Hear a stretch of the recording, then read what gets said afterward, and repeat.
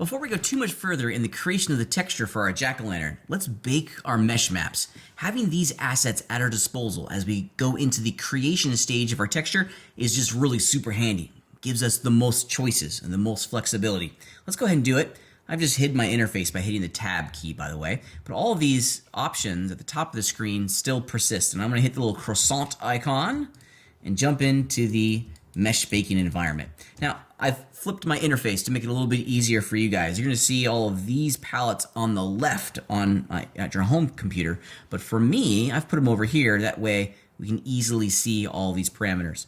Now, the mesh baking process is pretty straightforward, but there are some things that we need to change. First and foremost, in the Commons Settings section, we want to make sure that the output size of the mesh maps match the textile resolution of our actual texture. So I want to change that to 4096. We also want to make sure that we're loading in the high definition mesh. And we're going to click on the little page icon to bring open our Finder, and there it is. Double click on it. It's going to load it in. It may take a second to load it in. Remember, it's bringing in a ton of information. Now we need to adjust the max frontal distance value here. If you remember back from the hammerhead shark, the max frontal distance basically creates the boundaries in which the computer is going to bake all of this information. This is when it's gonna fire rays outwards, and it's gonna stop at that boundaries and kind of flip the rays around and point back to the surface. We want to have it be relatively close to the mesh itself. It's entirely scene specific and model specific. If we turn the max frontal distance to 0, everything goes red. We want to eliminate the red, and we want to pull this out until all the red has been eliminated. And right about there. We don't want to have it be like super big like that, because now we're going to get some occlusion. See how the boundaries are intersecting each other in the mouth itself? You're going to get some really wonky and weird artifacts and these kind of warping in your bakes if it's like this. We want to have it be as small as we possibly can make it until all that red is gone. Yeah, I'm just going to do a spot check real fast, make sure I don't see any additional red.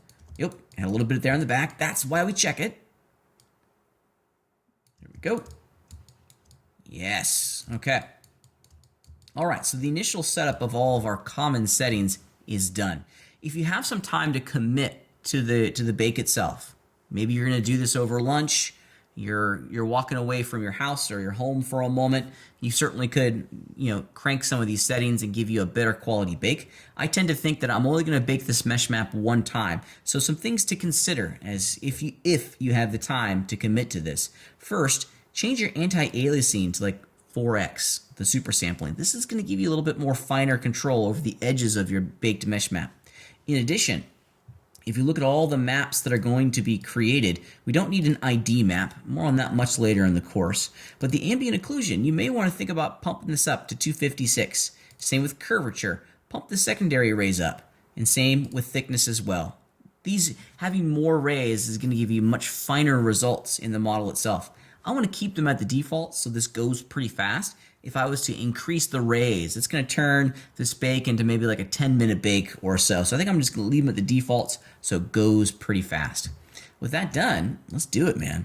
Let's bake this guy. I'm going to hit the bake selected textures down below. The computer's going to take over, and you can immediately see that it's accessing that high resolution sculpture quite wonderfully. It's working on the ambient occlusion pass, and you can see that it is capturing all of the sculpted information wonderfully.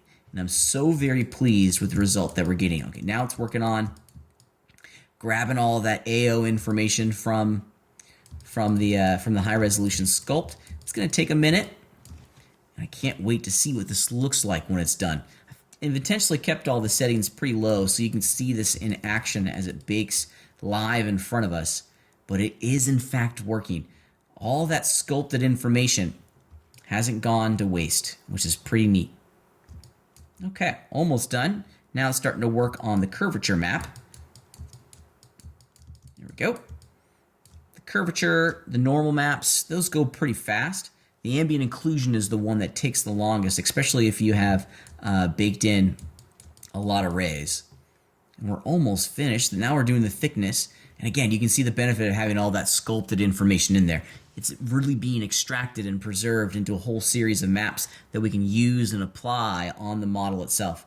And I always really super enjoy seeing the conclusion of the bake because I get to see my high resolution sculpt on a mesh that's only got 12,000 polygons or so right here inside of Adobe Substance Painter. It really is quite exciting. We're almost finished, moments away from the thickness being done. Looks like it's generating the thickness maps for the inside of the pumpkin head.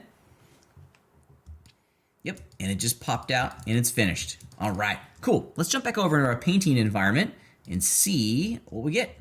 Ah, yes, look at that. How cool is that? As I orbit my environment around, shift right click. Yeah, all of that wonderful information has been preserved. I'm digging it. This is great. This is a tremendous amount of fun. Now it's beginning to look exactly the way I'm after. Let's turn off these folders for a moment. That way it's not these huge cartoon colors. Even though I like red, blue, and green, with them off, I can see the quality of my bake a little bit more directly. As I orbit around here, I'm just looking for errors. I'm looking for noticeable baking errors, and you'll see them pretty noticeably on your mesh. They'll turn into like a big splotch. If something looks off more often than not, that's a baking error. I think I got lucky. I got it right on the first try, which never happens for me. Okay, I'm ready to rock and roll. My mesh mapping is done. I'm quite pleased with the result of this. If you'd like, and this is something that you can do at any time, you can preview the individual maps that you just created by going into your material viewer, or your viewport viewer, excuse me, and you can look at all the different maps that were created. If you're ever confused about what's been created, look at the curvature map. That's fantastic. This is a great little thing to do just to kind of double check everything. We didn't bake any height information, but it's there. And everything is looking pretty fantastic. Okay, I'm ready to start texturing.